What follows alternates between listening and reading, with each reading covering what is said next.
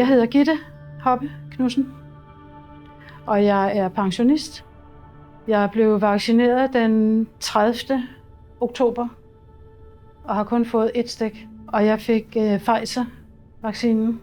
Så blev jeg meget træt, sov i mange timer døgnet og havde madlede. Bliver så enig med min mand om, at vi kontakter vagtlægen. Og det gør vi så, og han siger, at vi skal ringe efter en sygetransport og få mig på sygehuset. Jeg kan ikke huske så meget, men mener, at jeg får taget nogle prøver, og de stadigvæk er lidt i tvivl om, jamen, hvad er det egentlig, jeg fejler. Og så har jeg fået fortalt, at der kommer en læge, kigger på mig, og så siger han til min mand, jeg er helt sikker på, at din kone, hun har Guillain-Barré. En nervesygdom, som giver lammelser.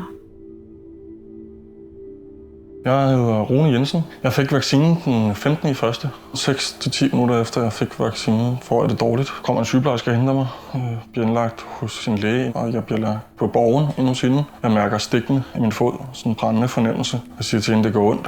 Og så siger hun til mig, det burde ikke gøre, det burde ikke være noget, det burde være indstikstedet, hvor du har fået vaccinen, der mærker jeg ikke noget. Så ligger jeg der 20 minutter, 25 minutter, for at vide, at du skal nok ud og gå lidt, så vi kan se, hvad det er. Så hun kigger på mig, mens jeg går frem og tilbage på den her afdeling, og hun kan godt se, at jeg halter med min fod. Så efter det, så ligger der måske 10 minutter mere, så får jeg at vide, at nu kan jeg ikke være her mere, nu skal jeg bare til hjem, så måske går det i orden. Ellers så må jeg jo ringe til 1813, hvis der var noget. Cirka 4 timer efter jeg er kommet hjem, begynder min fod at hæve op. På virkelig helt op. Så jeg bliver nervøs, og jeg ringer til 1813. Og får at vide igennem 1813, at de siger til mig, at det kan være en muligvis blodprop, og de vil gerne have mig indlagt nu, og det skal være lige nu. Mit navn er Louise. Jeg fik mit første stik den 28. juni 2021, og det var Pfizer. Og det andet stik får jeg 2. august 2021, også Pfizer. Jeg fik noget trykken for mit bryst, og jeg blev voldsomt svimmel og desorienteret, og fik åndenød og ondt ud i armen, og var bare ganske utilpas. Den episode, den sker 2 gange i løbet af få timer. Og det er jo så der, vi vælger til sidst at ringe efter en ambulance. Jeg hedder Mike Corbelan og er storebror til Michelle Corbelan. I december 2021 skal Michelle ind og have det 3. stik, boosterstikket. Og 14 dage efter starter Michelle med at få hovedpine, en ekstremt meget hovedpine derhjemme. Han kan lige tage den med Panodil og sådan noget. Og det tænker han, jamen det er fint, det er ikke noget, der er slemt. Det går over i sig selv. 3. uge, der får han så meget hovedpine, at han får kvalme, og han er blevet nødt til at skanere lektier, og kroppen den går i et lille form for anfald, krampeanfald, og han kan slet ikke kontrollere det her, og kæresten ringer selvfølgelig til hospitalet og får en ambulance herude. Michelle han er helt rundt på gulvet af det her kramper her, og han er helt forvirret. Han ved ikke, hvad der sker, hvad der foregår omkring ham.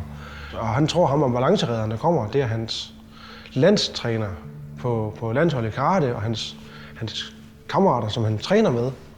Han kommer ud på sygehuset, og de her kramper, de fortsætter, og de bliver værre, og de bliver værre. Så de bliver nødt til at give ham medicin for at få beroliget og for at de her kramper ikke bliver så kraftige, at de begynder at påvirke hans hjerne. Så de begynder at give ham medicin og lægge ham i en koma for at undgå det her. Og det ligger han så i 10 dage. Han har aldrig fejlet noget, og lige pludselig så ligger drengen her som 23 år og sidder og kramper. Altså, selv sygeplejersken siger, at jeg har været herude i 15 år. Jeg har aldrig set en dreng få så meget medicin, som han gør. Og det er jo en kritisk tilstand, fordi Michelle ender med at dø af det her til sidst.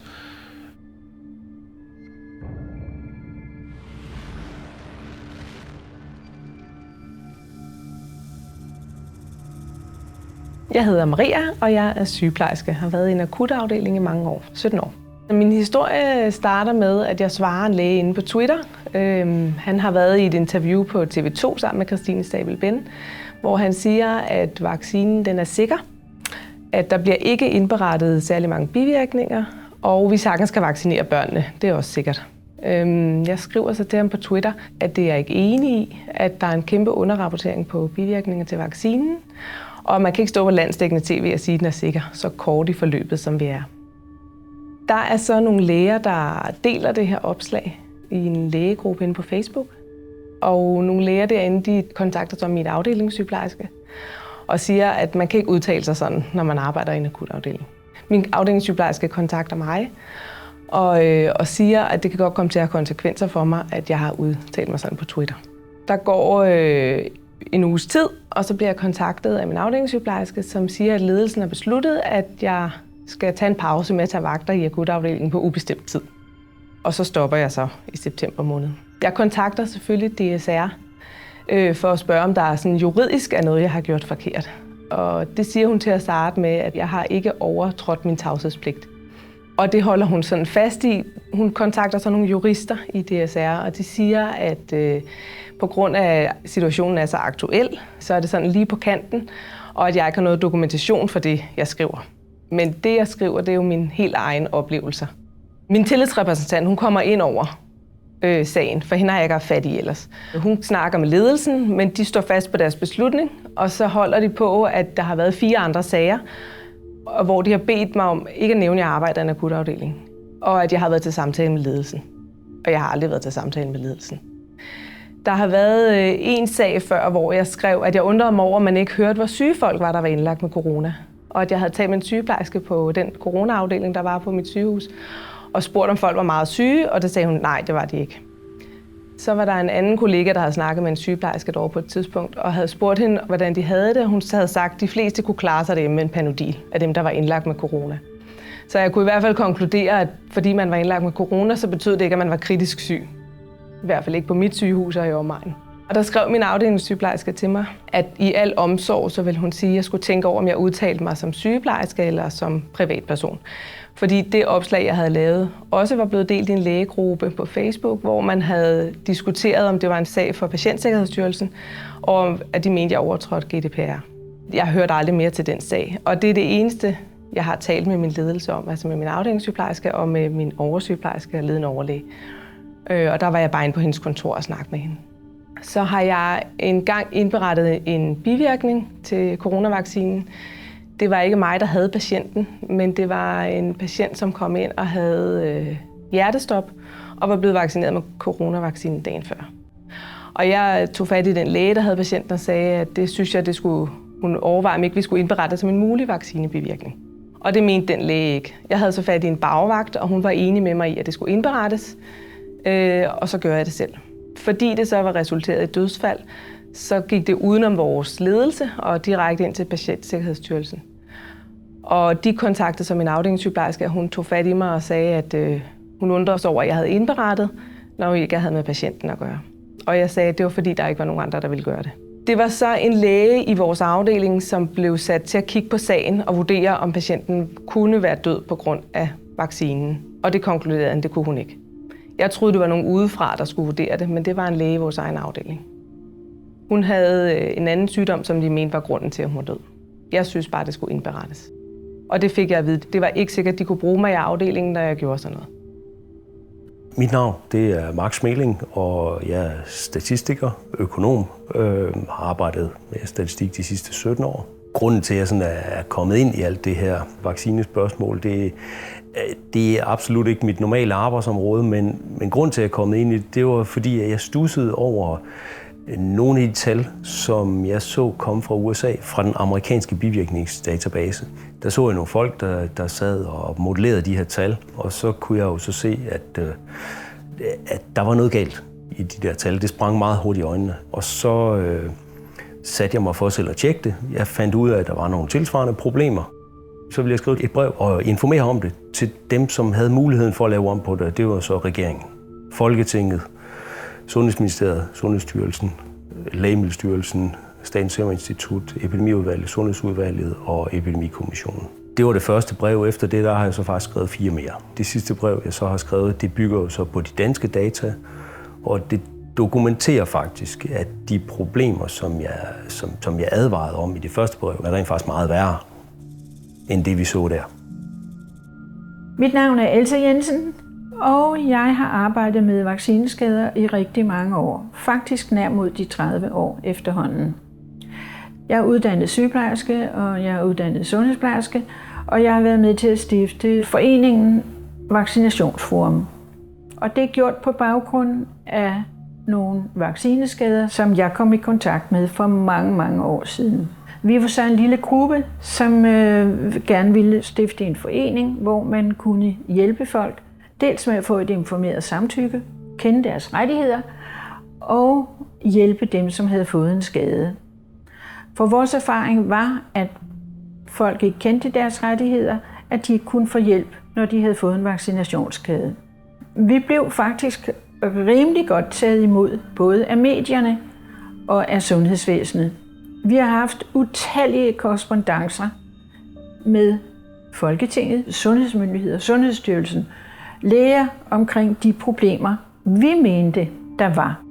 Dels direkte omkring de informerede samtykke, men selvfølgelig også over for den lov, der skulle sikre, at vaccineskader fik hjælp og erstatning. Det er de 2 hovedomdrejningspunkter, vi har arbejdet med, og det er dem, vi stadigvæk arbejder med, fordi de er stadigvæk relevante.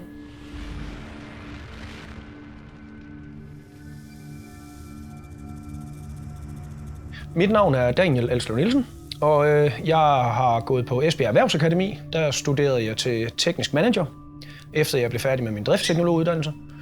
Men nu går jeg sygemeldt. Jeg var nødt til at stoppe min uddannelse, fordi jeg begyndte at få nogle problemer med hjertet efter vaccinering. Det var nogle gange sådan, hvor jeg var nødt til på vej til skole. Det var hernede på stien, cykler afsted, og jeg når ikke engang halvvejs. Så kan jeg bare ikke få luft, og det er virkelig bare slemt. Altså, det er sådan, så jeg kan næsten mærke, at blodet begynder at forlade mit hoved. Jeg hedder Emma Silkær Bøgelund Steinicke, og til dagligt der går jeg hjemme som sygemeldt. Før jeg var sygemeldt, der var jeg soldat. Mine bivirkninger efter vaccinen, det var, at jeg begyndte at få følelsesforstyrrelser i benene, hvor jeg ikke rigtig kunne... Når jeg sådan rører ved mine ben, så er det som om, jeg har 3 lag skibukser på, så det er sådan meget fjernt. Så begyndte mine øjne at hoppe op og ned. Det gør det ene øje også stadig.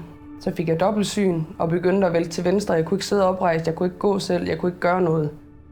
Og så fik jeg hjerneskaden. Jeg hedder Tobias. Det første stik, det var vist i starten af august i 2021, og det var Pfizer-BioNTech. Ja, så det begyndte at få bivirkningerne af det andet stik omkring sådan et par dage til en uge efter. Sådan en isnende kold fornemmelse, ondt i maven, ikke? Altså, det holdt ikke op. Også selvom jeg tog smertestillende piller og sådan noget, ikke? Det er sådan, jeg havde virkelig, virkelig ondt i maven. Min søvnrytme, den blev fuldstændig forstyrret. Altså, jeg kunne ikke sove i flere dage. Jeg kunne virkelig mærke, at der var et eller andet, der var helt galt med mig. Jeg hedder Monika. Jeg har fået Pfizer-vaccinen. Jeg har fået 3 stik. Det første stik fik jeg i januar 21, og det andet i februar 21, og det sidste den 2. december 21.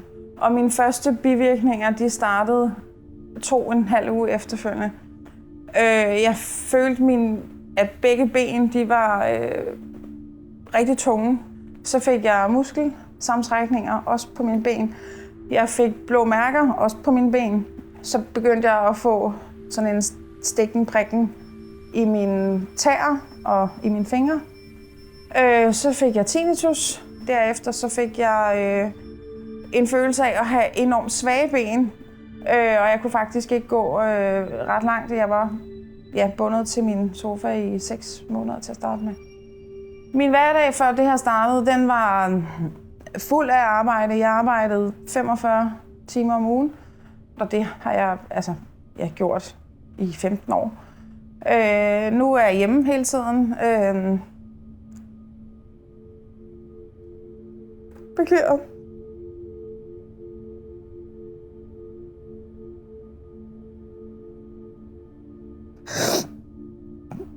Jeg har smerter næsten hver dag. Så min hverdag består egentlig meget af at være hjemme, lede efter hjælp, ting jeg ligesom kan være i. Jeg hedder Jeanette, og min uddannelsesmæssige baggrund er, at jeg er uddannet økonom, kernikon og har en HD i finansiering. Og til daglig er jeg sygemeldt. Jeg deler skæbnedag med Christian Eriksen. Jeg har fået 1 stik med Pfizer. Lige efter, at jeg havde fået det her stik, så bliver jeg groggy. Altså, jeg bliver lidt svimmel, og jeg begynder ret hurtigt at få kvalme. Og da jeg kommer hjem, så tænker jeg, det skal lige soves væk, det her. Så jeg går i seng. Jeg vågner en time, halvanden efter, og har en knaldende hovedpine. Og samtidig så min overarm, hvor jeg er blevet stukket, det føles som om, at den brænder. Og så tænker jeg, okay, det er nok det her rødme, de taler om. Så jeg får lidt vand, og så kravler jeg i seng igen og tænker, at det bliver sgu en træls lørdag det her, men nu må jeg lige få lidt mere søvn. Og da jeg vågner igen, hovedpinen der var bare blevet værre, og nu føltes hele armen som om, at den brændte. Det sætter sig på min gang, altså jeg begynder jo at slingre, som om jeg er fuld. Jeg kan slet ikke styre den venstre side af kroppen. Jeg tror, det er på 4. og 5. dagen, der får jeg lige pludselig inden for en halv time voldsom hoste. Jeg hoster simpelthen slim op. Mine lunger de er ved at eksplodere. Min egen læge kalder det, at jeg formentlig har fået syntetisk corona. At min krop den reagerer på vaccinen, som om jeg havde fået corona. Da der er gået præcis en uge, vågner jeg og kan simpelthen ikke komme ud af sengen. Hele min overkrop er fastlåst, altså nærmest i sådan en lammelse. Og jeg kan ikke dreje mit hoved, jeg kan ikke rigtig bruge min arme, jeg kan ikke rigtig dreje i min overkrop, og når jeg forsøger på det, så gør det vanvittigt ondt. Jeg får hjælp af et par af mine børn til at komme ud af sengen og til at få tøj på, og så tænker jeg bare, hold op, hvad er det, der sker her?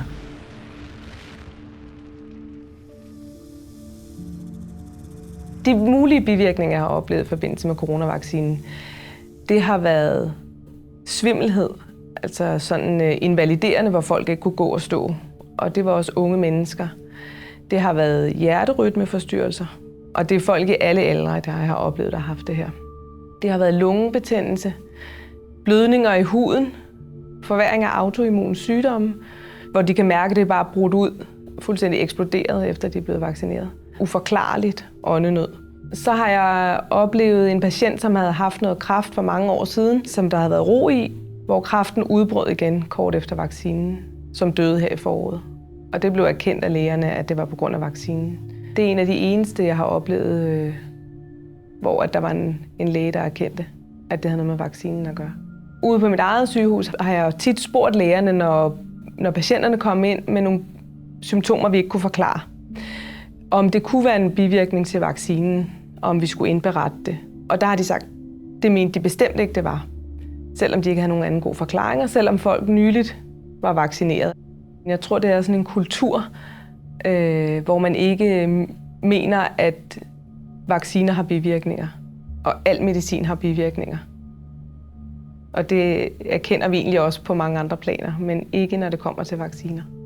Jeg har oplevet 2 kollegaer på mit gamle arbejde, som havde bivirkninger efter vaccinen. Og jeg har oplevet mange patienter. Jeg var en af de eneste, der sagde det højt ud på min afdeling. Der var mange, der havde samme holdning, men de turde ikke sige det højt. De kom så og sagde det til mig i sådan under 4 øjne, fordi de vidste, at jeg havde samme holdning. Og det har været sådan et pres også med, at du skal gøre det for patienternes skyld. Det hed det til at starte med. Og for at du ikke selv bliver syg, og for at du ikke kan smitte nogen andre. Og nu var det ligesom at komme frem, at du kan sagtens smitte, selvom du er vaccineret. Og du kan sagtens blive syg, selvom du er vaccineret. Du kan sagtens dø, selvom du er vaccineret. Så er der ikke rigtig nogen, der vil snakke om det mere. Altså min historie starter ved, at corona kommer ud. Og vi er alle sammen pisse bange for at få den, fordi er jeg nu den ene, der ikke kan tåle at skal ind på intensiv og alt det der at have respirator. Og jeg skubber den væk fra mig, den der vaccine der, fordi jeg er godt klar over, at der går så mange år fra en vaccine bliver lavet, til den egentlig bliver fuldt godkendt. Og til den egentlig er klar nok til at komme ud til folket. Men der er så mange, der bliver sprøjtet med den, og med presset fra arbejdspladsen, så tænker jeg, så får jeg den lavet. Så jeg heller ikke skal ind og testes, altså det var hele tiden, jeg skulle testes. Så får jeg vaccinen, og så går der noget tid, og så begynder jeg at kaste op. Sådan virkelig grelt kaste op. Hvis jeg tog en for stor slurk vand, så kastede jeg op. Og hvis jeg ikke indtog noget, så kastede jeg også op. Sådan en halv liter vand, den gik på 2,5 dage. Så blev jeg indlagt. Og så går der en måned, hvor jeg fortæller dem omkring alle mine symptomer med benene, hvor jeg ikke rigtig kan mærke. mine ben, og begynder altså også at gå opad i kroppen, op omkring maven, op over brystet og ud i armene. Og det ignorerer de også. Så siger jeg, at mine øjne de hopper, når jeg kigger til venstre, så kan jeg se, at hende jeg bor sammen med, jeg er indlagt sammen med, hendes skab, det hopper op og ned. Det blev også ignoreret. Så vælger de den 5. oktober at sende mig hjem. Bare lige sådan en overnatning hjemme, fordi de mener, at når man har været hjemme og sove, så bliver man mere rask. Da min mand han hentede mig, så kom jeg hjem i seng, det var der middagstid den 5. Sov jeg helt ind til næste morgen den 6. Og den 6. den husker jeg ikke selv. Det var min mand, der har fortalt mig alt, at han spurgte om en ting, jeg svarede på den 5. Han hjalp mig ud på toilettet, for jeg godt kunne se, at jeg faldt til venstre. Og så satte jeg mig først ved siden af toilettet. Så hjalp han mig op på toilettet, og så faldt jeg ned på toilettet igen. Så kører han mig ind på sygehuset og siger, at der er noget galt her. Og i mit hoved, der aner jeg ikke, hvad der foregår. Jeg har fortalt lægerne derinde, at jeg har været til fest hele natten, og jeg har taget en masse stoffer. Så de har taget en masse stofprøver på mig, men det har jeg ikke. Jeg har bare lagt og sovet. Jeg har aldrig taget stoffer før. Og jeg kunne ikke finde på at gå til fest, når jeg er syg. Og lige pludselig kommer min ene lillebror. Og så kigger han på mig og siger, hvad laver du her? Så siger jeg, jeg vil få at vide, at jeg skal komme herop. Og så kommer den anden lillebror så også. Mine brødre, de er tvillinger. Og så kommer min mor og min far, og min mor, hun stortuder. Og jeg er sådan lidt, hvad fanden sker der? Og så fortæller de mig, at de har fået at vide, at sygehuset kunne komme op og sige farvel til mig. Fordi min tilstand var så kritisk. Og så får jeg lavet en rygmarvsprøve. Den kan ikke anbefales i hvert fald. Og så efter rygmarvsprøven, så bliver jeg lagt tilbage i seng, og så bliver jeg kørt over på Sygehus Nord, hvor jeg så er indlagt i en måned. Og efter den måned, så blev jeg den 1. november lagt op på rehabiliteringscenteret i Brønderslev, hvor jeg så havde 2 måneders rehabilitering. Altså genoptræning sammen med andre med hjerneskader. Det er først, da jeg kommer til Brønderslev den 1. november, at jeg får at vide, at du har en hjerneskade. Og der går min verden ligesom ned, og sidder jeg bare og hyler over for lægen. Selvom jeg er godt klar over, at der er et eller andet galt med mit hoved, men jeg aner ikke, hvad der var galt. Og så har jeg kæmpet med systemet herfra, fordi neurologisk afdeling inde på Nord har sagt, at de anbefaler, at jeg kommer ned på noget, der hedder Østerskoven, som er et rehabiliteringscenter, hvor min bror, hvor der bare er intensiv rehabilitering.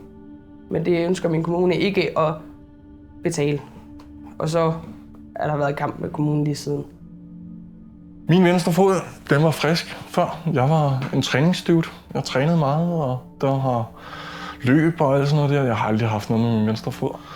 Jeg ved bare, at jeg har ondt i den, og jeg tager Tramadol på 100 mg 2 gange morgen om aftenen, og jeg tager Ibuprofen, og det er 400 mg, så det er 800 mg, jeg tager på en hel dag. 2000 mg Panodil, jeg tager hver dag for at holde mine smerter ud. For hvis jeg ikke gør det, så kan jeg lige så godt ligge i min seng, så kommer jeg ikke ud af min seng. Så skal jeg bare blive liggende derinde. Og jeg har en læge, der sidder og siger til mig, at han vil gerne trappe mig ud af det. Og jeg siger til ham, det kommer ikke til at ske, for hvis jeg ikke får min smertestillende, så kan jeg ikke fungere. Om morgenen, der gør det virkelig, virkelig ondt. Der skal jeg bruge næsten 2 timer for at min smertestillende virker, og jeg kan komme i gang med dagen. Og så tager jeg den her fodskin på, og så tager jeg min krykke, der står ved siden af min seng, og så kan jeg gå lidt rundt. Så har jeg min onkel, han har købt sådan en ældre scooter, der kører 15 km i timen, som jeg kan gå ned og handle på. Jeg er 32 år før, sund og rask, men i mine lægepapirer, der står der ikke noget, de kan ikke finde noget som helst, der er jo ikke noget at finde. Jeg føler jo ligesom, at de skal bare finde et eller andet, og nu kan de ikke finde noget, så nu får jeg bare nogle smertestillende. Så jeg bliver bare skubbet videre over i, det må du selv klare, det må du selv leve med. Jeg føler lidt, at jeg bliver trådt på. Jeg kan godt blive ked af det over nogle gange, men nogle gange så ryger jeg ned i et sort hul, hvor min kæreste skal pille mig op fra det, fordi så sidder jeg og græder og føler, at hele verden den er ved at bryde sammen, fordi jeg ikke kan få det til at fungere. Økonomi, hvordan skal du klare dig? Hvad bliver det næste? Kommer du nogensinde til at have det bedre? Og alt sådan noget der, det kører jo bare rundt i hovedet på dig. Jeg var overbevist om, at det var vaccinen, der havde givet mig de her bivirkninger fra starten af, fordi at jeg har aldrig nogensinde haft det sådan før. Jeg var bare glad, når jeg fik lov til at sove et par timer nogle gange, ikke? Altså, nogle gange kunne jeg jo godt sove, fordi jeg var så udmattet, at jeg bare faldt om, ikke? Altså, jeg har aldrig prøvet noget lignende. Jeg kan ikke huske, hvor få døgn efter jeg blev indlagt på Roskilde, at jeg blev lam. Jeg blev lam fra benene og helt op i hovedet. Jeg har mistet talen, og jeg havde ingen følelse hverken i arme eller i ben. Jeg har aldrig døjet med sådan noget førhen overhovedet. Jeg har passet hus og passet have, passet børnebørn og været utrolig aktiv. rejst meget. Så det er ikke noget, jeg har døjet med overhovedet. Min svimmelhed, den var der efter første stik. Og så går jeg jo så til lægen for at vide, hvad er det, der sker her. Altså, hvorfor har jeg det sådan her, hvor han siger, at det går nok over igen. Men efter stik nummer 2, så kommer alle de andre bivirkninger. Jeg har nervesmerter, jeg har bindevævssmerter, jeg har muskelsmerter, jeg har de her massive hovedpiner. Jeg er svimmel hele tiden. Jeg føler mig, ikke at jeg nogensinde har prøvet at være skæv, men jeg kunne forestille mig, at det er sådan, det er. Altså, jeg føler mig skæv hele tiden. Jeg får sådan nogle, hvad jeg vil beskrive som små besvimelser, og jeg sådan lige kort hov, så er jeg lige væk. Sådan nogle blackouts, eller jeg har sådan en fornemmelse af hele tiden at blive trukket bagover. Jeg føler, mit hoved det er voldsomt tungt, så nogle gange så skal jeg lige lave sådan en for lige at så på plads med hovedet. Og min balance, jeg har i en periode gået med stok. Det gør jeg så ikke længere, mest af alt fordi, at jeg følte mig måske en lille smule flov over at gå med den. Jeg ved jo godt, hvad en almindelig bivirkning fra et vaccinestik det er. Det ved jeg jo fra mine børn, som har fået de første vacciner, ikke? At man kan få lidt utilpasset og hovedpine og ondt, hvor man er blevet stukket, og måske en smule feber. Så det kendte jeg jo til, men ikke det her. Altså, jeg har aldrig hørt om, at man kunne få det sådan at få en vaccine. På det tidspunkt, hvor jeg bliver sygemeldt, det bliver den 23. juli, der ligger jeg derhjemme med de vildeste anfald.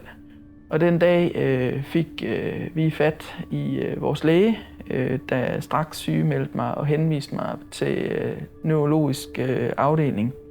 Jeg bliver kørt derned. Jeg er slet ikke i stand til selv at køre bil. Noget, der var en øjenåbner for mig på det tidspunkt, det er, at hvor jeg egentlig troede, at jeg var den eneste, der havde det på den måde efter de her vacciner, der fortæller neurologerne mig faktisk, at de ser rigtig mange af os.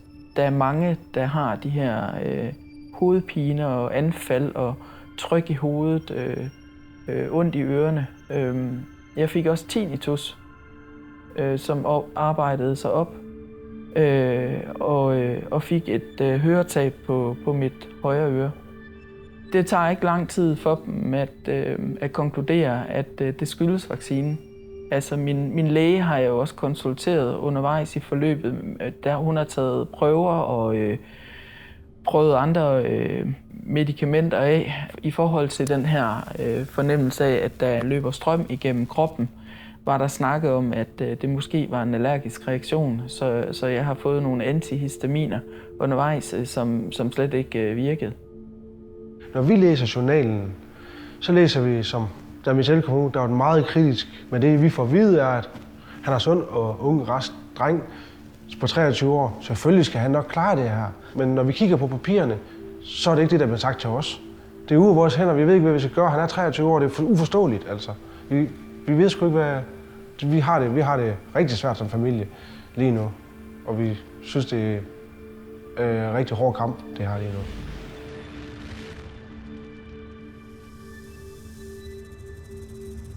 Problemet med de her vacciner, det ligger i bivirkningerne for hver batch af vacciner, at det varierer for meget. Et vaccinebatch, det svarer ligesom til en serie eller en mængde af vaccine, som man har produceret, som man så fylder på de her små ampuller, og så pakker det og sender det ud. Ikke? Det bliver typisk produceret i størrelsesordenen af 800.000 til 1,5 million doser per batch. I Danmark der har vi fået et meget, meget varierende antal af doser fra et meget, meget varierende antal af batches. Det man kunne se i USA, det var, at der var meget, meget stor forskel på, hvor mange bivirkninger hvert enkelt batch havde registreret på sig. Altså de bivirkninger, som bliver indberettet til bivirkningsdatabaserne. I det sidste brev her, der har jeg jo så tjekket det efter i de danske tal. Og der viser det sig så, at selv når man justerer for størrelserne på de her batches, så er der en enorm forskel stadigvæk. Hvis vi tager alle vaccinerne, der har været brugt mod covid-19 her i Danmark, så snakker vi en faktor 118.000 i forskel mellem det batch, der giver færrest, og det batch, der giver flest bivirkninger. En forskel på 11,8 millioner % mellem de to. det hører slet ingen steder hjemme, at man skulle kunne se så stor en forskel i bivirkningerne. Når man giver sig til at kigge på sammenhængen mellem størrelsen på de dele af batches, vi har fået her i Danmark, og så antallet af bivirkninger, så fremkommer der i hvert fald for Comirnaty, altså Pfizers vaccine, der fremkommer der faktisk 3 unikke forskellige versioner. Ikke 1, men 3. Normalt, hvis vi skulle måle en vaccine, så ville vi kigge på i forhold til antallet af doser, der er blevet givet, hvor mange bivirkninger der så er registreret. Der skal nogenlunde være sådan en rimelig lige lineær og lige sammenhæng mellem det. En enkelt homogen sammenhæng. Altså sådan, at hvis du har et batch, hvor der er 100.000 doser i, hvis der så er en bivirkningsprocent, lad os tage bare for eksempel 1 promille, så kommer der 100 bivirkninger på et batch med 100.000. Hvis der så kommer et batch med 1 million, så skal det så selvfølgelig give 10 gange så mange. Okay? Så der er sådan en enkelt lineær sammenhæng. Men det er ikke det, vi ser. Vi ser faktisk, at der er sådan en meget, meget heterogen sammenhæng, hvor at for nogle enkelte af batchene, der er det som om, at de er meget små i størrelserne, i antallet af doser, det vi har fået her i Danmark, men de giver et helt ekstremt højt antal af bivirkninger. Nogle af de andre batches, de er enormt store. Altså vi snakker jo nok nærmest fulde batches, 800.000 eller mere, og de giver nærmest ingen bivirkninger. Når man prøver at trække nogle trendlinjer igennem det, så får man en meget, meget, meget, meget skarp opdeling. Og det betyder, i hvert fald for Pfizers, så er der tale om, at der er 3 forskellige versioner. Og det er ikke bare produktkvaliteten, der varierer helt ekstremt. Der er 3 forskellige versioner af den samme vaccine. Hvad det her fund betyder, det har jeg ikke den fjerneste anelse om. Jeg er ikke immunolog, eller jeg ved ikke, hvordan man fremstiller vacciner. Men jeg kan se på bivirkningstallene, at der fremkommer 3 helt unikke bivirkningsprofiler. For det første, så er man nødt til at stille spørgsmålet. Når nu nogle batches af vacciner, de kan give 118.000 gange flere bivirkninger end andre, kan man så give informeret samtykke til det? Jeg kan formulere svaret som et simpelt spørgsmål. Hvis du skulle ned og vaccineres, og du kunne vælge mellem 2 vacciner, den ene det giver 1000 gange så mange bivirkninger som den anden, betyder det noget for dig, eller er det fuldstændig lige meget? Hvis det betyder noget for dig, altså hvis du synes, at nej, jeg vil nok egentlig helst have den, der ikke giver 1000 gange flere bivirkninger, så er det en relevant information, du skulle have haft, dengang du blev vaccineret. Og dermed, så har du ikke kunne afgive informeret samtykke. For der er ikke nogen, der har fået det her at vide. Man må jo stille spørgsmålstegn ved, om det i det hele taget har været lovligt. Min egen konklusion, det er, at det må helt klart være ulovligt. Fordi sundhedsloven, den specificerer helt tydeligt, at man skal kunne give informeret samtykke for, at en behandling er lovlig. Og en behandling, det kan for eksempel være en forebyggende sundhedsbehandling, ikke? En vaccinering. Informeret samtykke er jo født ud af de rædsler, man under 2. verdenskrig udsatte mange mennesker for. Og det førte frem til det, man kalder Nürnberg-koden. Vores sundhedslov har jo implementeret Nürnberg-koden, og det vil sige, at når du skal have en medicinsk behandling, så skal du have at vide, hvad er fordele, hvad er ulemper. Det vil sige, at man skal have et valg, og ingen kan tvinge dig til at tage noget, du ikke vil have. Altså hvis vi svigter på sådan et område, som er opstået af så grum en situation, er vi virkelig der tilbage, hvor det enkelte menneske ikke betyder så meget, når man tænker på, hvad man skal bruge det til. I krigen, der sagde man jo, at man skulle bruge det til at få mere viden om de her sygdomme. Det er jo ikke en human måde at forske på. Og slet ikke her med covid, altså på en ikke færdigtestet vaccine. Altså der mangler jo fase 4. Fase 4 er det, man kalder postmarketing-fasen. Der, hvor det går ud på befolkningsniveau. De helt store mængder data. Det er der, hvor indlægssedlen skal opdateres igen. Her får du også fanget de sjældne alvorlige bivirkninger. Et informeret samtykke kan kun eksistere, når du har fase 4 med, og den er sprunget over. Og jeg kan ikke se nogen steder endnu, at vi i virkeligheden ved, hvad der er de sjældne alvorlige bivirkninger. Det vil sige, at man stadigvæk er i den situation, at man egentlig ikke kan give et ordentligt informeret samtykke. Da jeg møder op på vaccinestedet i Frederikshavn, der får jeg ikke nogen som helst forklaring om, hvad der eventuelt kan være bivirkninger, udover de gængse. Så mangel på information, det er der i hvert fald. For havde jeg vidst, de bivirkninger var der, så havde jeg jo sagt nej. Så man kunne gå ind og læse lidt på nettet af Sundhedsstyrelsen, men der var jo ikke noget om, hvad at de der almindelige bivirkninger var. Du fik måske ondt i hovedet, eller du havde måske smerter, hvor du fik indstikten og sådan noget der. Det var det, jeg kunne læse. Ikke? Jeg havde aldrig troet, at jeg skulle være den her smertehelvede, som jeg har i dag. Inden jeg valgte at få vaccinen, havde jeg ikke fået nogen meldinger om, hverken hvad der var i den, eller hvilke bivirkninger, der kunne være ved den, andet end at jeg kunne få ledsmerter, og jeg kunne blive rød der, hvor at jeg fik sted. Det var det. Jeg var en af de første, der fik den gennem mit arbejde, så jeg mødte faktisk op ude på min arbejdsplads og fik den der. Og så skulle jeg skrive under på, at jeg ville have den, og det var det, jeg ligesom fik. Og så skulle jeg vente i et kvarter efterfølgende for at se, om jeg blev dårlig, og det var det. Jeg er ikke blevet informeret overhovedet omkring bivirkninger. Min eneste information, det beror på, hvad man kunne høre en Søren Brostrøm stå og sige på skærmen.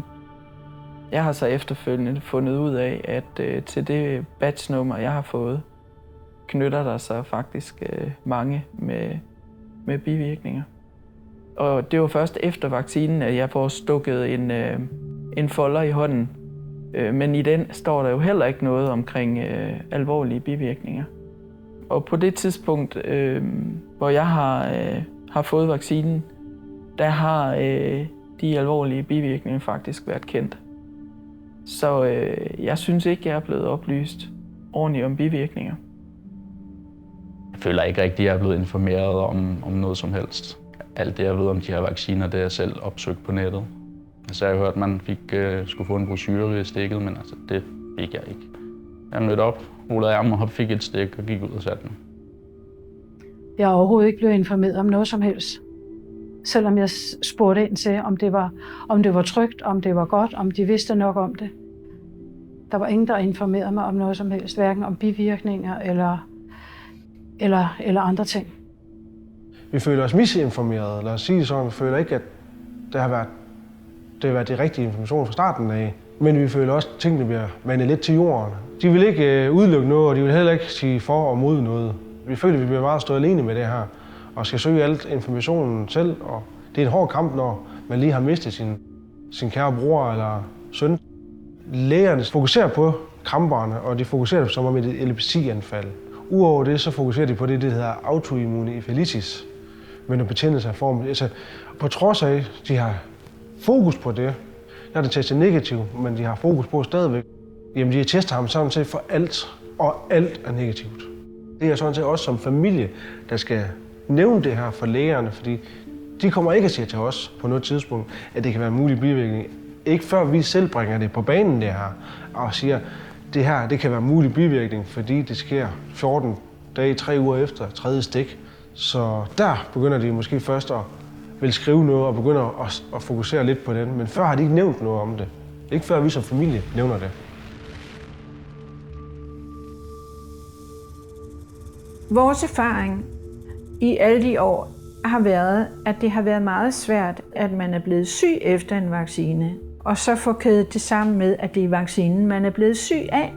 Og det første problem, folk støder på, det er, at de ringer her til os og spørger, kan der være en mulighed for, at den sygdom, der er opstået hos mit barn eller hos mig selv, i så lang tid efter vaccinen, kan skyldes vaccinen.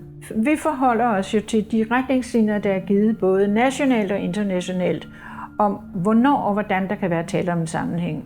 Og de går ned til deres egen læge, og det, der er så helt almindeligt, det er, at lægen siger, det tror han eller hun ikke. Og de kommer tilbage til os og fortæller, om lægen mener det ikke. Så det vil sige, lægens pligt til at indberette formodede bivirkninger foregår ikke engang automatisk. Ved covid er den ovenikøbet skærpet. Der skal de. Bare det er en mulig bivirkning, så skal man indberette, og vi har skærpet indberetningspligt over for ny medicin. Alle, man kan mistænke, der har en bivirkning til coronavaccinen, skal indberettes. Og det er også selvom man ikke er sikker. Mange af de patienter, jeg har snakket med og oplevet, der havde bivirkninger, de var ikke oplyst om, at de skulle indberette det, og dem, der havde snakket med deres læge om at indberette det, der havde lægen afvist det. De mente ikke, det havde noget med vaccinen at gøre, eller også så var det så milde tilfælde, mente de, så der ikke var grund til at indberette det. Den ene var en meget ung mand, som var blevet vaccineret, teenagealder, som ikke kunne gå og stå i et døgn efter vaccinen. Og det mente hans læge ikke, der var nogen grund til at indberette. Okay, vi siger, at den bliver indberettet i Lægemiddelstyrelsen. Der ligger den så ind og skal det, man kalder kausalitetsvurdere. De skal så vurdere, jamen er det en bivirkning, ikke? Når familierne så vender tilbage til os og siger, jamen lægen har sagt sådan og sådan, det mener de ikke.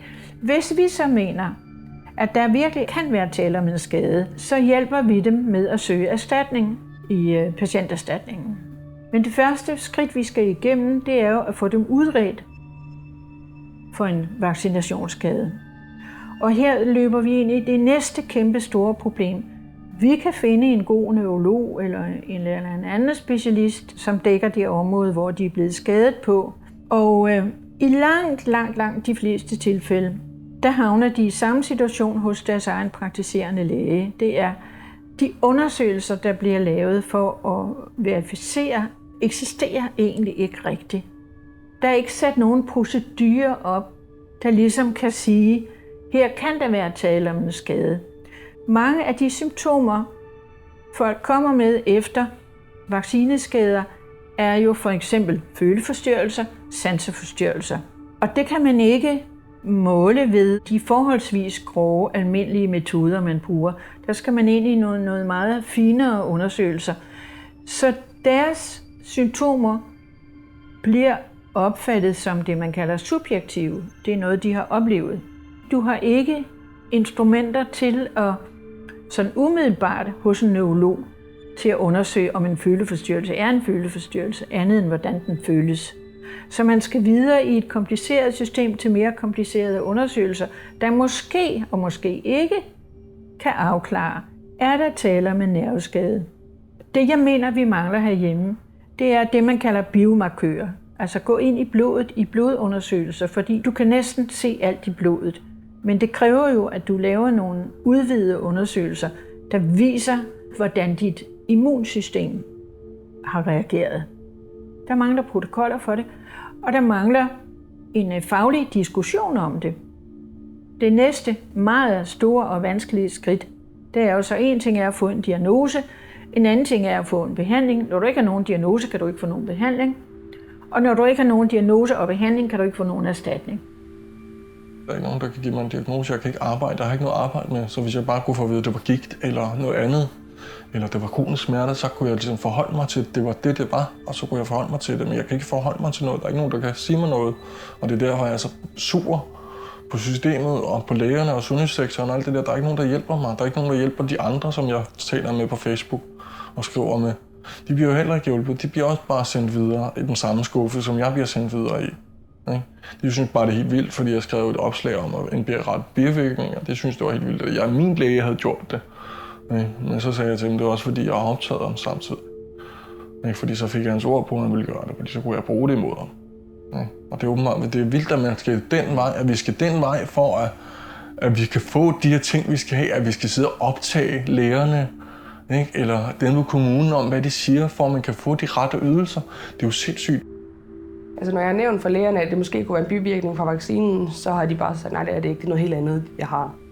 Men jeg siger, hvad er min diagnose så? Jamen, du kan ikke få en diagnose. Og det andet, de troede, det var Wernicke's encefalopati, som er vitaminmangel, og som giver betændelse i hjernen.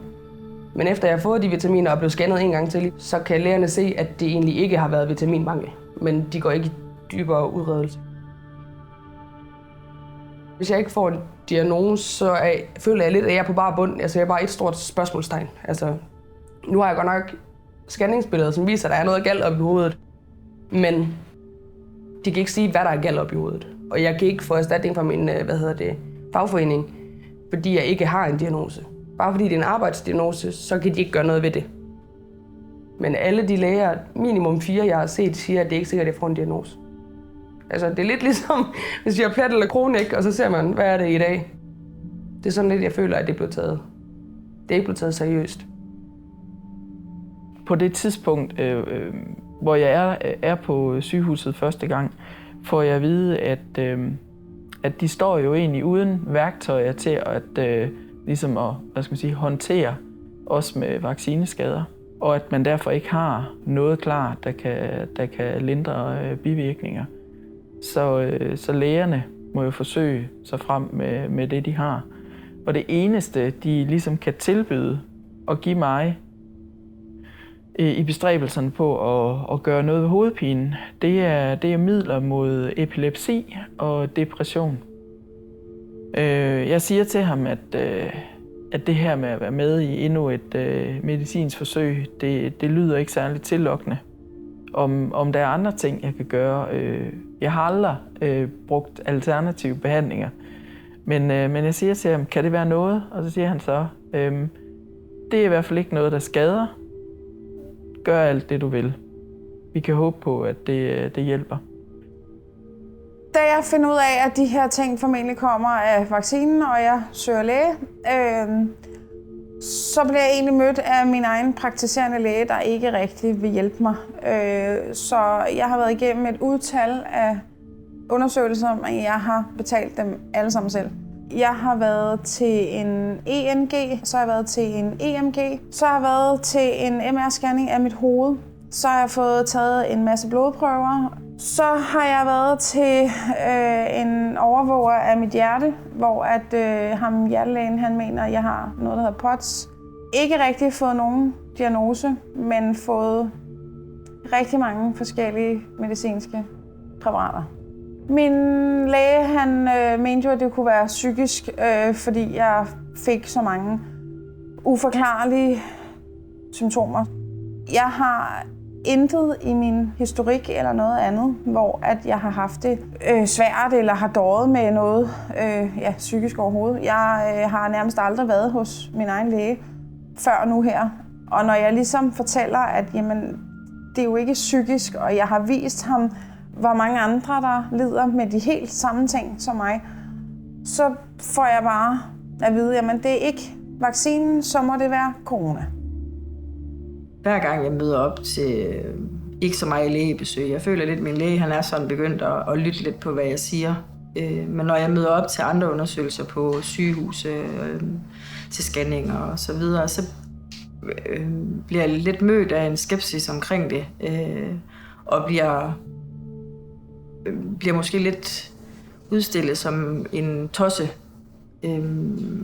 Og det bliver mere gjort til, at jeg fejler noget psykisk, fordi de kan ikke se noget på mine prøver, de kan ikke se noget på mine undersøgelser, de kan ikke, der er ikke noget, der giver noget udslag. Det er drænende.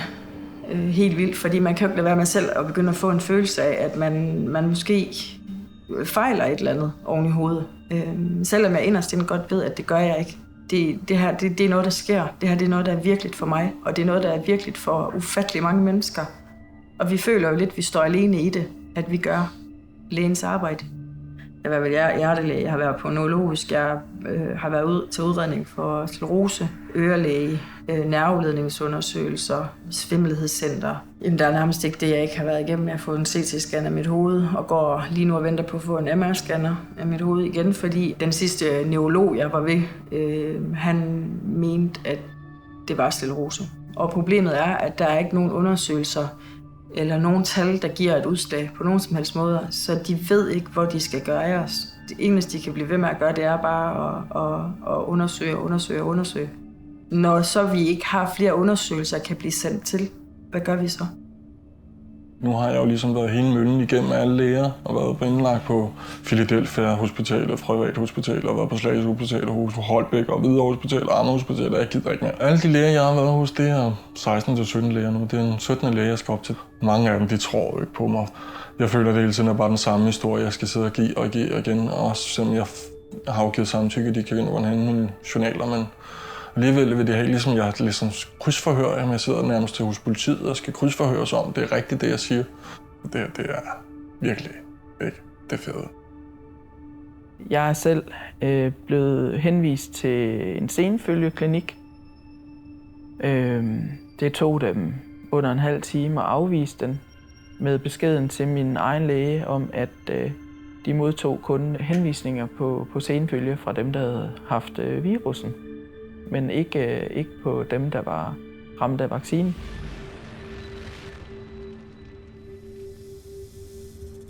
Jeg var nede med min læge og indberette bivirkningerne, og han sagde, jeg ved så meget her om de der vacciner. Han indberettede, og jeg har været inde og tjekke det. Jeg har ikke indberettet det. Der skal jo en vis portion overskud til at gå ind i det. Jeg har ikke haft energi til at undersøge det nærmere. Og om de har indberettet det på sygehuset, det er jeg ikke klar over. Jeg har meldt mig ind i vaccineforummet og håber på, at de vil hjælpe mig med at indberette det, hvis ikke det er indberettet.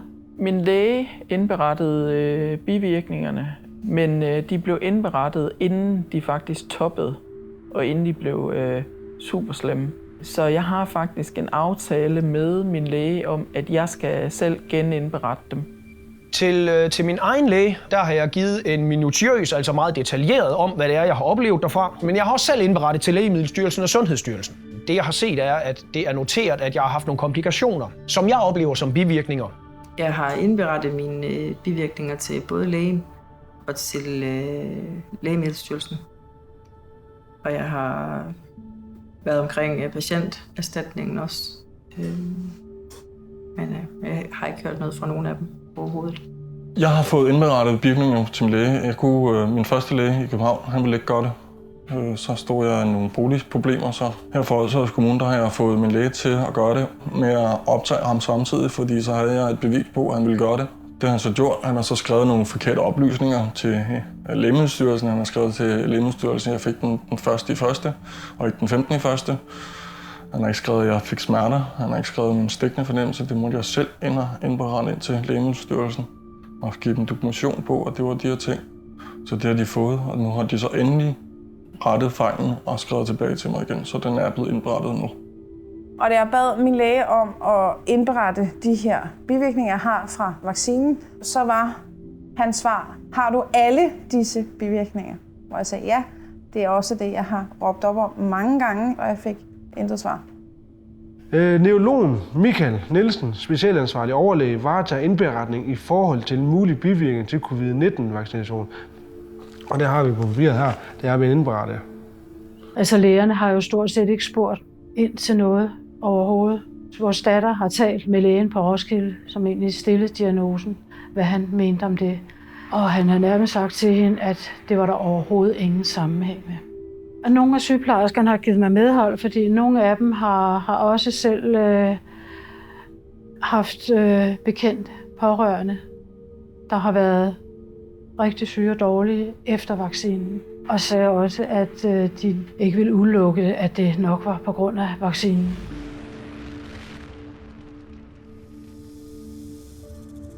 Alle de tal, jeg har fået, dem har jeg jo fået fat i som via aktindsigt. Jeg har søgt aktindsigt hos Lægemiddelstyrelsen i alle bivirkninger, alle behandlede bivirkninger for Pfizer, Moderna, AstraZeneca og Johnson & Johnson. Og så har jeg søgt aktindsigt i alle batch-størrelser, altså mængden af modtagende batches i Danmark og størrelsen af dem på alle vacciner, og det har jeg så fået fra Statens Serum Institut. Det er en omfangsrig opgave selvfølgelig, som jeg lige har siddet med, men den er absolut ikke svær. Og det er det allerførste, man vil støde på, hvis man gav sig til at grave i det. Jeg forstår slet ikke, hvorfor det er mig, der har fundet det her. Altså det skulle Lægemiddelstyrelsen og Statens Serum Institut, det skulle myndighederne have fundet ud af. Efter det første brev, jeg sendte ind, der var det jo kun de amerikanske data, som jeg havde at gå ud fra. Så det, jeg gjorde, det var jo egentlig, at jeg skrev bare ind for at advare om det, og så sige, jeg tror altså, der er et problem her. Og jeg vil gerne have, I undersøger det, og jeg vil gerne anmode af om at sætte vaccineprogrammet på hold, indtil I lige har fået tjekket det. Ikke? Det er noget, der tager en dag at tjekke det her. Altså at finde ud af, om det var et problem i Danmark. Det var ikke noget, hvor jeg bad dem om at gøre noget drastisk overhovedet. Det resulterede så i, at epidemiudvalget bad om et svar, om nogle kommentarer til det, som jeg havde skrevet fra Sundhedsministeriet. Sundhedsministeren han indhentede så et svar fra Lægemiddelstyrelsen, og Statens Serum Institut, de svarede sådan, det var sådan lidt opdelt svaret. De svarede basalt set 2 ting. Og det ene, det var, at de havde ikke kendskab til den her problematik.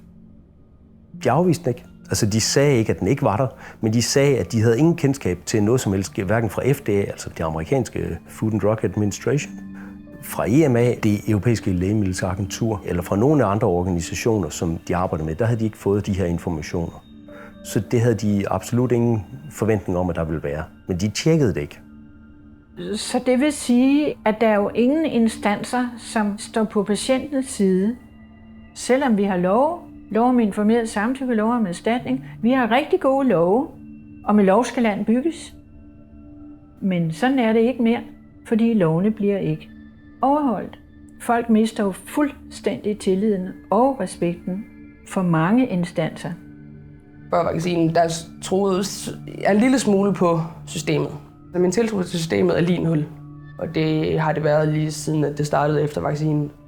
Jeg stoler ikke på systemet overhovedet. Jeg har været rimelig tilfreds med sundhedssystemet inden alt det her.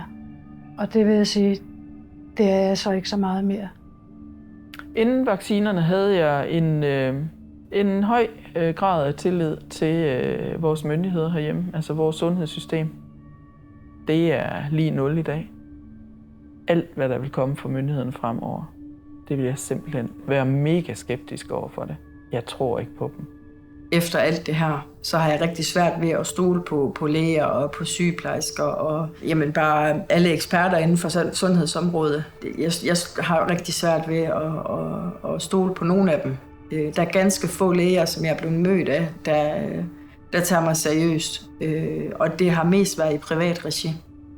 Dengang jeg tog vaccinen, der havde jeg egentlig ikke så mange forbehold på det tidspunkt. Jeg har altid haft kæmpe tiltro til vores sundhedsvæsen, så jeg tog den jo og tænkte, at det bliver jeg nødt til. Jeg skal passe mit arbejde, det giver mening. Efter de her ting startede, så tænkte jeg stadigvæk ikke, at det var vaccinen. Jeg fandt faktisk først ud af, at det skyldtes vaccinen flere måneder senere.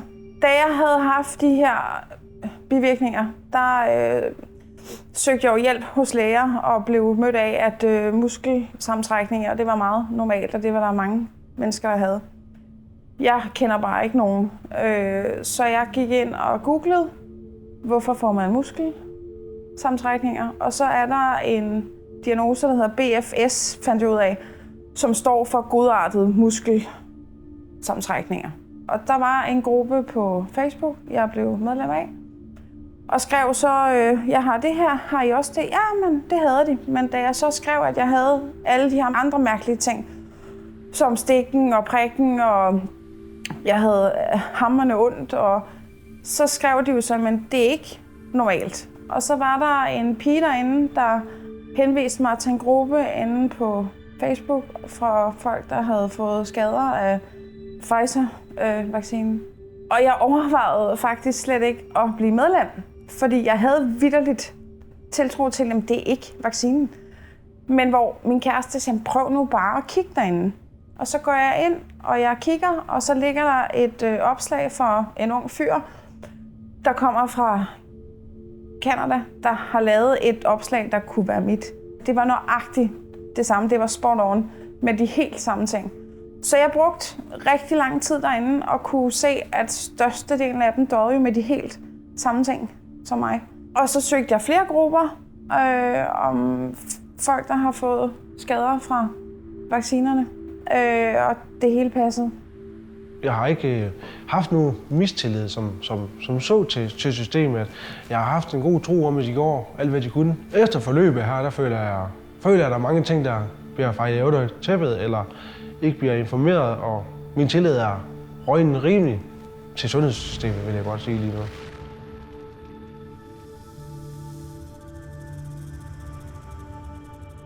I vores desperation over, at der egentlig ikke sker noget med hjælp til de skadede.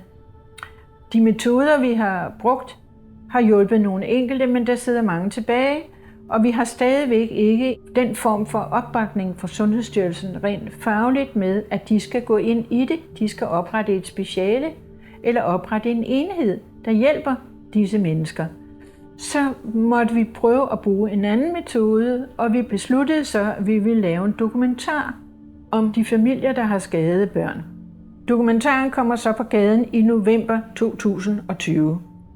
I december ser vi pludselig en kæmpe artikel, forsideartikel i Zetland, hvor vi bliver beskrevet som nogen, der tapper statskassen for penge. Zetland fremfører så i denne her artikel, som er selvfølgelig meget kritisk over for os, at vi har fået millioner gennem årene i statsstøtte.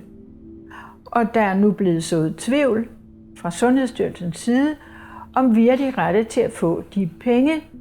I denne her artikel er der 2 sundhedspolitikere, der udtaler sig. Den ene er Per Larsen, sundhedsordfører fra De Konservative, og den anden er Stinus Lindgren fra De Radikale. Og de udtrykker begge 2 en støtte til den forargelse, som Zetland fremsætter i denne her artikel.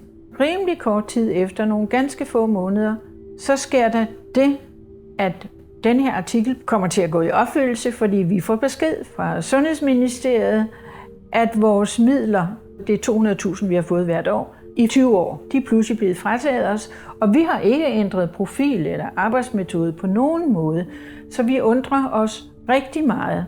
Den artikel i Zetland, den kommer 3 uger inden at vaccinationskampagnen starter med covid-vaccinerne. Jeg havde kvalificeret mit første brev ved at sige, jamen det her det er resultaterne i USA. Men jeg kan faktisk se også, for jeg var begyndt at interessere mig for overdødelighed på det tidspunkt i Danmark. Og jeg kunne jo se, at der havde været en signifikant overdødelighed siden maj 2021. Og det var i december 2021. Og der har faktisk været en signifikant overdødelighed lige siden. Og den har jo fortsat. For at komme tilbage til det, så er jeg jo kvalificeret det ved at sige, jamen der ses faktisk overdødelighed i Danmark. Så måske skulle vi tage de her resultater, eller de her faresignaler fra USA alvorligt. Så fik jeg så det svar tilbage, at man så overdødelighed i Danmark. Men det var primært hen af omkring november-december 2021. Og det var primært covid-19 dødsfald. Da jeg jo så begyndte at grave i det, så finder jeg jo så ud af, at jamen, det er fordi, at Statens Serum Institut de bruger en model til at vise, hvor meget forventet dødelighed der er. Men når man så holder den forventede dødelighed op imod et gennemsnit for de samme år, som populationsvægtet selvfølgelig, så er den forventede dødelighed i deres model, den er alt for høj. Og det vil med andre ord sige, så ser det ud til at være underdødelighed om sommeren, og så en smule overdødelighed om vinteren, men that's it. Man skal så tage med i betragtninger, når man snakker om corona-dødstal, så er det jo død med corona. Det er egentlig defineret som, at man skal bare have været testet positiv for det inden for 30 dage, inden man nu døde. Så man kan egentlig man kan have haft corona og haft det overstået, og så kan man falde død om af et eller andet. Man kan også bare have været smittet med corona og køre galt i bil og dø, og så bliver man registreret som et coronadødsfald. Så det er selvfølgelig klart, at coronadødsfaldene er meget overopblæste, men de kan faktisk stadigvæk ikke forklare den overdødelighed, der er. Fordi i sommermånederne er der jo ingen coronadødsfald. Så hvorfor har vi en signifikant overdødelighed? Hvorfor er den her overdødelighed stort set konstant, hvis det er sådan, at farligheden af virusen i takt med, at den muterer, går nedad? Der er ingen forklaringer. Den sidste del af det svar, jeg så får, den er ret interessant. Fordi der siger de, at det så er Lægemiddelstyrelsens vurdering, at fordi der har været dødsfald, som er indberettet som bivirkninger, der siger man så, at det er Lægemiddelstyrelsens vurdering, at det er i overvejende grad sandsynligt, at dødsfaldene skyldes andre forhold, og mindre grad sandsynligt, at det skyldes vaccinen. Det står bare som påstand i dokumentet. Det var ligesom de 2 svar, jeg fik tilbage. Det var kun det første brev, hvor jeg fik det her svar. Siden da har der ikke været nogen kommunikation den anden vej. Men det, der er interessant, det er, at når man kigger på dataene, så er der sammenhænge på kryds og tværs i de her data. Der er faktisk enormt stærke sammenhænge. Der er alle de almindelige bivirkninger, og de alvorlige bivirkninger, og dødsfaldene. På kryds og tværs mellem dem alle sammen, der er der sammenhæng. Altså så de batches, der giver mange almindelige bivirkninger, de giver også mange alvorlige bivirkninger, og de giver også mange dødsfald. Det gør sig også gældende i hele EU. ja, sådan sagt lidt på lægmandssprog. Enten så må alle de her indberetninger, de må være falske, hele EU, eller også så holder de her svar altså ikke. Det synes jeg jo peger rigtig meget i retning af, at man prøver faktisk at negligere og tale problemet væk, frem for egentlig at gå ind i det. Jeg er jo statistiker, jeg er interesseret i tal. Hvis tallene viser mig noget andet, eller hvis jeg har taget fejl af dem, så ændrer jeg jo mening på en 5 øre. Det er ikke for, at jeg skal have ret. Jeg prøver bare at sige, hvad jeg ser i tallene. Enten så kender man godt svaret, men vil ikke sige det. Eller også har man bare ikke lyst til at finde ud af det. Jeg oplever det lidt som om, det er bare toppen af isbjerget, vi ser. Fordi hvis vi kun indberetter 1% af de bivirkninger, vi ser, eller mulige bivirkninger, så er antallet jo meget, meget større. Det ved man fra anden medicin, at det er kun 1% af bivirkningerne, der bliver indberettet. Og det er bekymrende, at vi ikke er interesseret i at få nogle reelle tal på de bivirkninger, der kan være, især når vi står med så ny en vaccine. De erfaringer, jeg har fra covid-vaccinen med folk, der har henvendt sig her, er, at de er blevet faktisk voldsomt syge minutter efter, de har fået vaccinen. De er blevet så syge, så de ikke har kunnet køre hjem. De er blevet sendt hjem, vil jeg sige, i livsfare. Så dårlige har de været.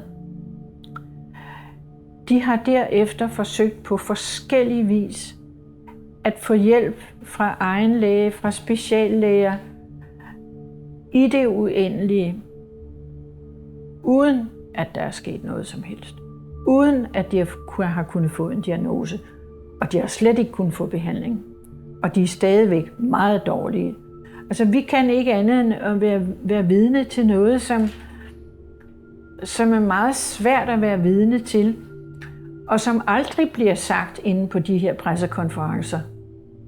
Det er sådan den der groteske oplevelse, vi har på den side, hvor vi sidder, hører folks fortvivlelse, og så handler det hele om, at man skal vaccinere sig for samfundets skyld. De har lige nu, pt. Er der ingen hjælp til dem. Og derfor så synes jeg simpelthen, at det er på tide, at Sundhedsstyrelsen er deres ansvar bevidst, at de får oprettet et speciale, kan man sige, i vaccineskader, sådan så de her folk, de kan få hjælp, og de skal have hjælp lige med det samme.